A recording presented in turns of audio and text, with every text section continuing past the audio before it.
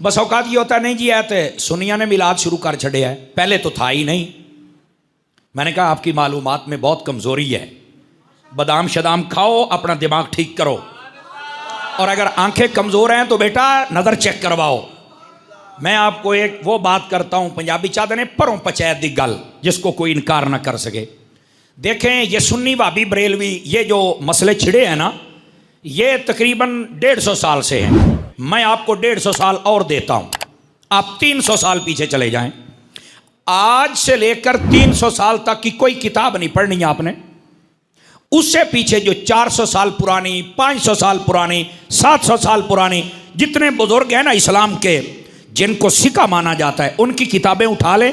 अगर उनमें मिलाद का तज़किरा हो और उस वक़्त महाफिल हूं तो मैं सच्चा। आवाज बहुत कमजोरों वाली आई है, बहुत कमजोरों वाली आई है।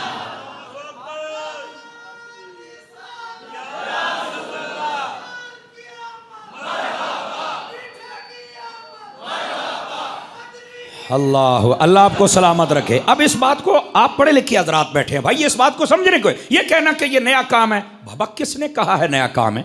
आप खुदा का खौफ करें यार। आप क्या समझते हैं ये पूरी उम्मत ये दीन में बिगाड़ पैदा कर रही है? बाबा खुदा का खौफ करो। मैं छूट दे रहा हूं, 300 साल की किताबें छोड़ दो, उससे पिछले बुजुर्गों को पढ़ो, बड़े बड़े जो आपके जहन में आता है आप उनको पढ़ो। अगर वो मिलाद पर किताबें लिखें और उनके घर में मिलाद की महफिल हो और मिलाद बादशाह भी मनाएं, यहां तक मैं आपको दिखाऊंगा कि नबी पाक जिस मकान में पैदा हुए थे हर साल उस पर मिलाद की महफिल होती है, हर साल होती है। मैं दिखाऊंगा आपको 800 साल पुराने बुजुर्ग, 900 साल, 1000 साल पुराने बुजुर्गों की किताबों में। अगर ये सब कुछ हो तो फिर मैं सच्चा, मेरा मसलक सच्चा। और अगर ये ना हो, मुझे कोई बंदा कह दे मौलाना तुम झूठ बोल रहे हो, ये देखो हमारे पास दलाइल हैं, मैं इस मरकज़ आले सुन्नत में माफ़ी मांगूंगा और लोगों को रोकूंगा भी आप ये काम ना करो। मैंने कहा अगर सारी उम्मत मना रही है, आपका दिमाग खराब हो गया है कि आप नबी पाक की आमद से इतना चिढ़ रहे हैं। नबी पाक की जब आमद हुई थी, मैं आपको पूरे वसूख से कह रहा हूं, सारा जहां खुश था, एक रोने वाला था जिसका नाम शैतान था।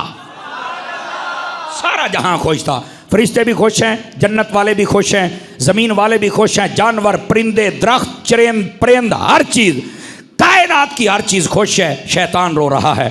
शतुंगड़ियां पूछे ओ की हो यही? तो कहने लगा आज वो पैदा हो गए हैं, आज वो पैदा हो गए हैं जो आए हैं ना, इनकी उम्मत जितने भी गुनाह कर ले, ये अगर अपने महबूब से वफादार रहें, अंदर इनका ताल्लुक जुड़ा हो, दुनिया में आके कोई जुर्म कर भी बैठे, फरमाया ये हबीब तब तक सजदे से सर नहीं उठाएगा जब तक सबको जन्नत में नहीं लेके जाएगा।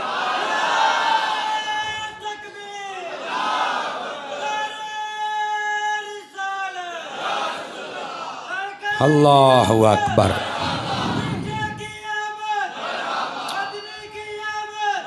दोस्ताने अजीज, दोस्ताने मुकर्रम, इस वास्ते अपने मिजाज को तो पढ़ो ना। हमारा मिजाज है क्या? मिजाज को पढ़ो। हमारा मिजाज शैतान वाला नहीं होना चाहिए कि मिलाद आए तो हम जलने लग जाएं, सड़ने लग जाएं, कोई झंडा देख के, कोई बैनर देख के, वो बंदे दा पुत्र बन के देते गए हैं। आवाज कमजोरों वाली है आपकी सूफी, बात समझ रहे हैं? अपना मिजाज रखना है तो वैसा रख जैसा अल्लाह ने अपने हबीब के लिए दिया है मिजाज, वैसा मिजाज रखो ना यार। और वो क्या है? फरिश्ते खुश हैं, आसमान वाले खुश हैं, जन्नत वाले खुश हैं, जानवर खुश हैं, दरख्त खुश हैं, नदियां खुश हैं, सारे जहां में खुशियां हैं और यहां मातम की तैयारी हो रही है। अल्लाह दा नाम मनो यार। नबी पाक सल्लल्लाहु अलैहि वसल्लम की आमद यही तो सब कुछ है। अब आ समझ आ रही है आप सभी हजरात को? तो मेरे अजीज दोस्तों, ये कहना कि ये बिल्कुल नया सिलसिला है, झूठ है। वो बंदा बेचारा नया है, उस बंदे को उस बंदे को पता ही नहीं है कि ये असल इस मिलाद की हिस्ट्री क्या है, जबकि हकीकत हाल ये है। मैं एक ही बात सुना देता हूँ, आप समझदार हैं, आपको फ़ौरन समझ आ जाएगी। मेरे नबी ने खुद इसकी बुनियाद रखी है।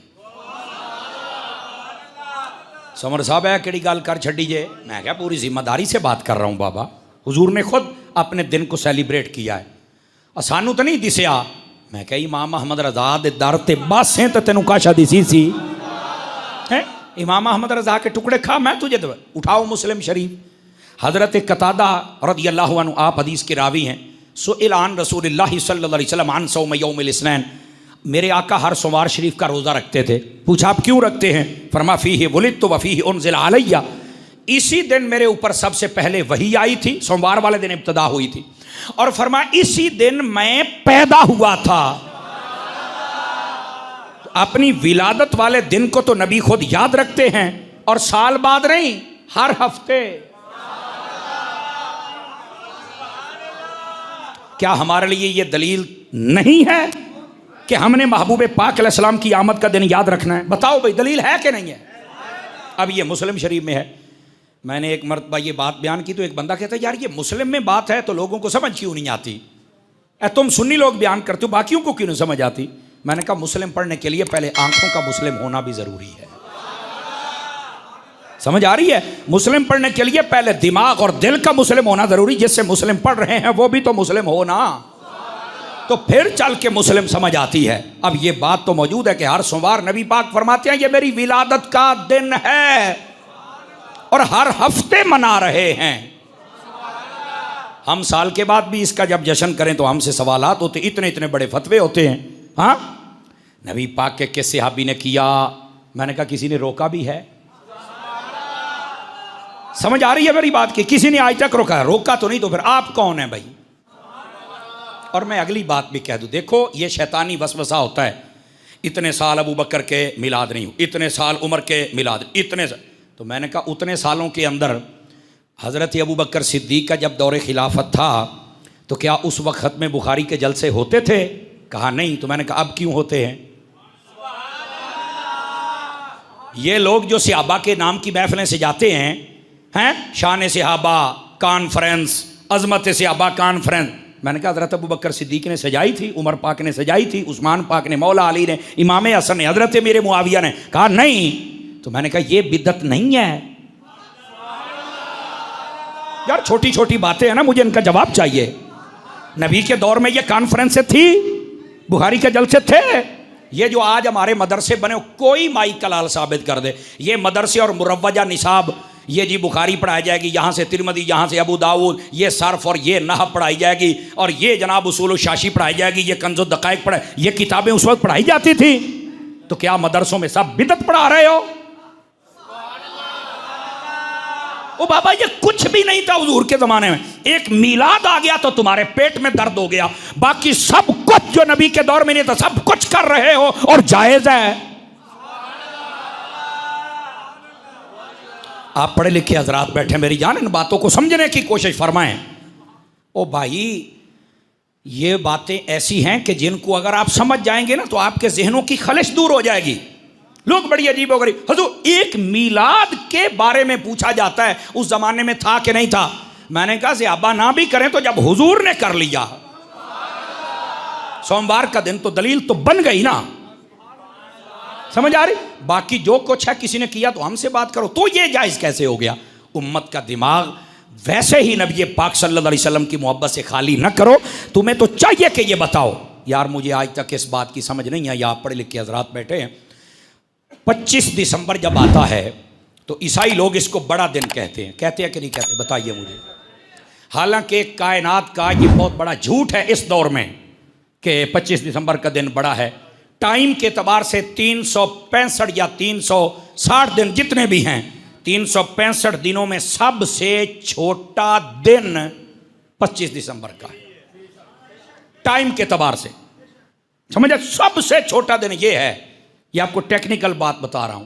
ईसाई कहते हैं बड़ा दिन है। मैंने कहा क्यों बड़ा दिन है? ये तो छोटा है। तो वो कहते हैं भाई टाइम के एतबार से छोटा होगा, हमारे लिए बड़ा। क्यों?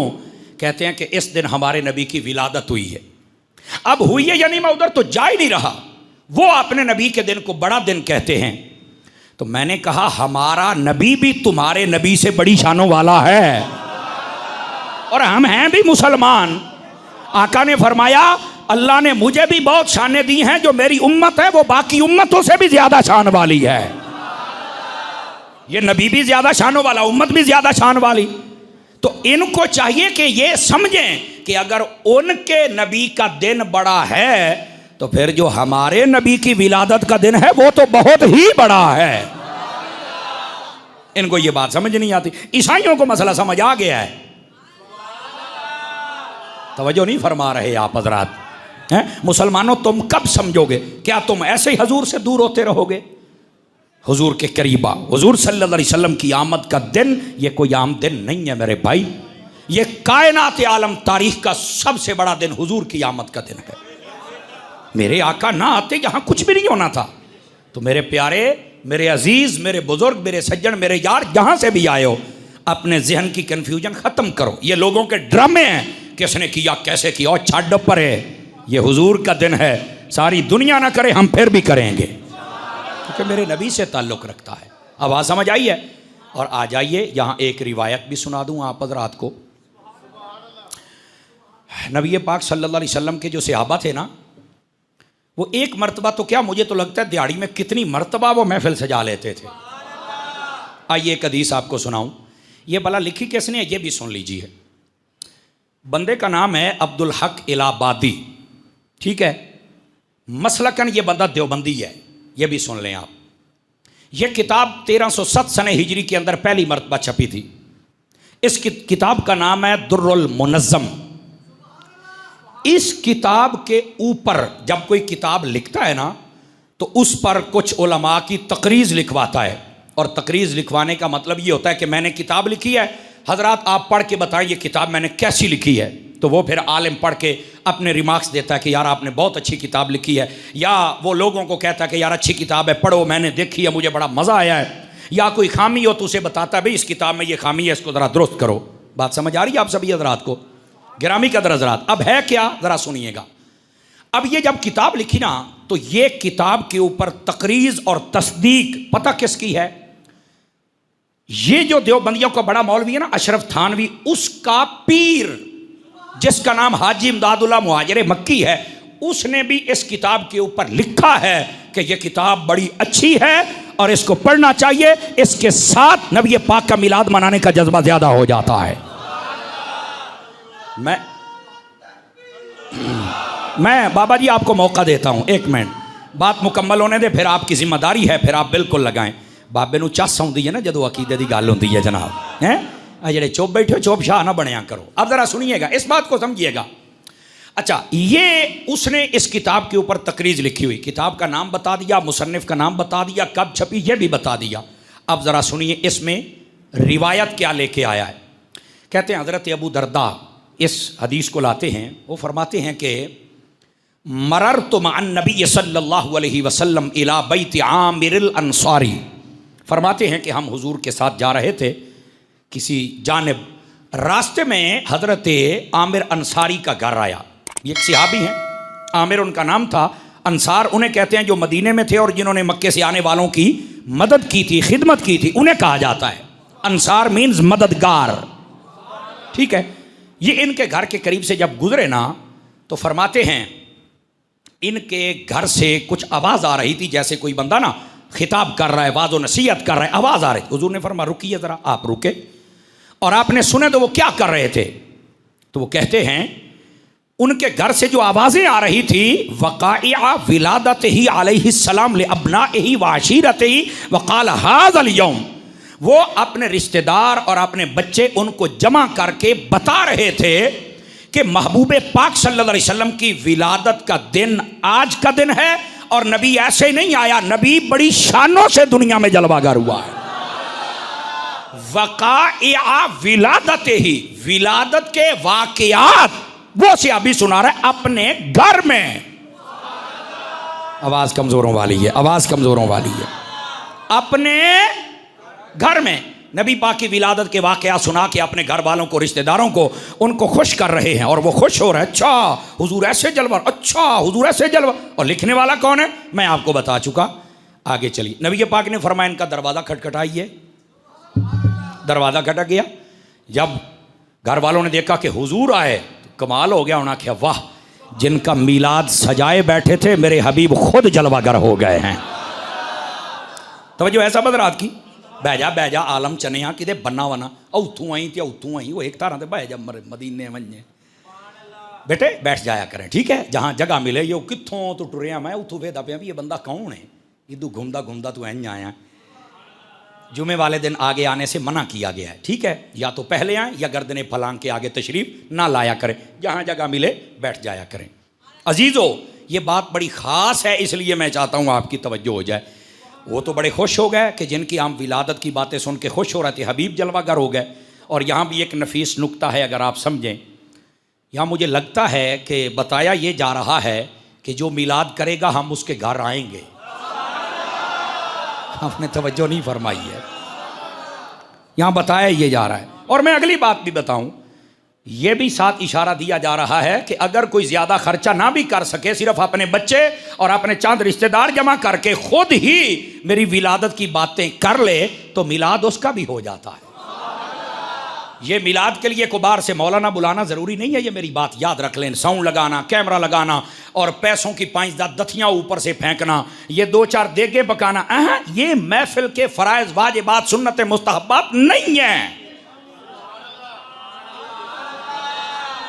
ढिल्ले पै गए हो, ये बिल्कुल महफिल के लवाज़िमात में से नहीं है। हाँ, ये सब कुछ इसलिए होता है जिसको अल्लाह ने कोई दिया वो इज़हार करता है अपने नबी से मोहब्बत का, चाके 4 दोस्त आते हैं वो और खुश होते हैं, ये शौक़ के लिए है। वरना आप सिर्फ अपने बीवी बच्चों के पास बैठ जाएं और ये कहें या अल्लाह तेरा शुक्र है कि तेरे हबीब आए और हम जैसों पे करम हुआ, मिलाद हो गया।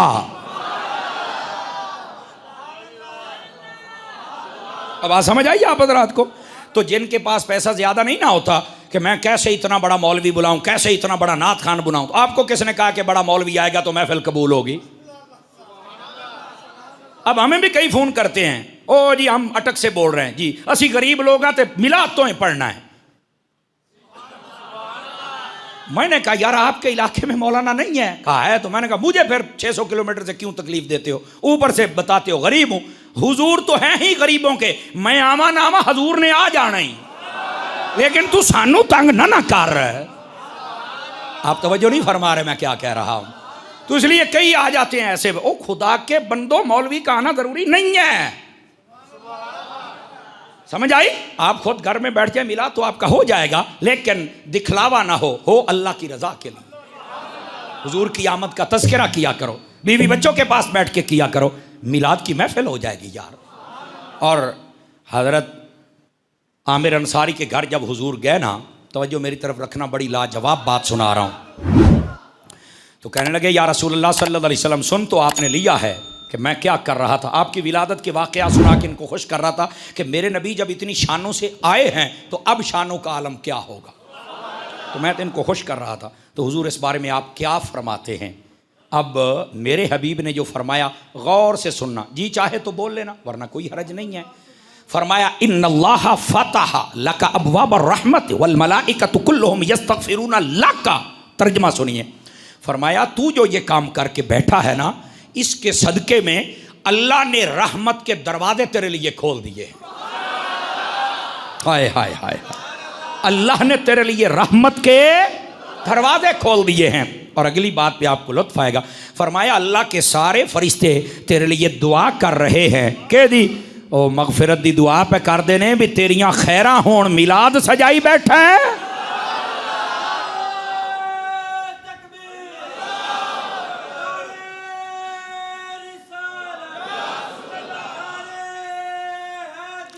और तवज्जो फरमाइए जो मैं अभी हदीस शरीफ मुकम्मल नहीं ना हुई तो ज़्याबित है हुजूर, ये तो अल्लाह ने मेरे लिए रहमत के दरवाजे खोले, फरिश्ते मेरे लिए दुआ कर रहे हैं। मेरे आका आप भी कुछ फरमाएंगे? समझ आई ना? जो आशिक होता है ना वो महबूब की ज़बान से सुनना चाहता है। हुजूर आप भी कुछ फरमाएंगे? तो जो मेरे नबी ने फरमाया, मेरे आका का हर दीवाना तवज्जो फरमाए। हर जुमे में हमारी मस्जिद में बहुत सारे नए मेहमान तशरीफ़ लाते हैं, अल्लाह इन सब को खैर बरकत। इधर देखे मेरी तरफ, अब अगली बात ध्यान से सुनना। मेरे हबीब ने फरमाया अच्छा हूँ मेरे को सुनना चाहना है, मैं बताऊं? कहा हुजूर आप बताएंगे तो लुत्फ मुझे ज़्यादा आएगा। अल्लाह ने रहमत के दरवाजे खोल दिए, फरिश्ते दुआ कर रहे हैं। आपने फरमाया मन फ़अला फ़िअला का नजा कमा नजाता का फरमाया जैसे तुमने आज ये मेरे मीलाद की महफिल सजाई है, इसी तरह जो जो बंदा मीलाद की महफिल सजाता रहेगा, जैसे अल्लाह ने तेरी बख्शिश कर दी है वैसे उसकी भी बख्शिश फरमा देगा।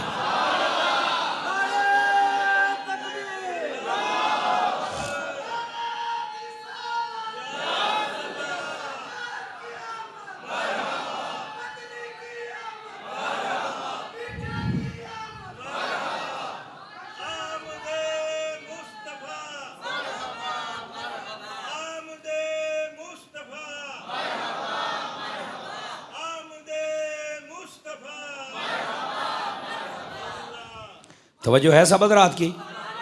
जिसको जितना लुत्फ़ आया है वो उतना बोल सकता है, कोई हरज की बात नहीं। मेरे अजीज़ दोस्तों, मेरे बुज़ुर्गों, दूर नज़दीक से तशरीफ़ लाने वाले मेहमानों, इस बात को गौर से सुनो।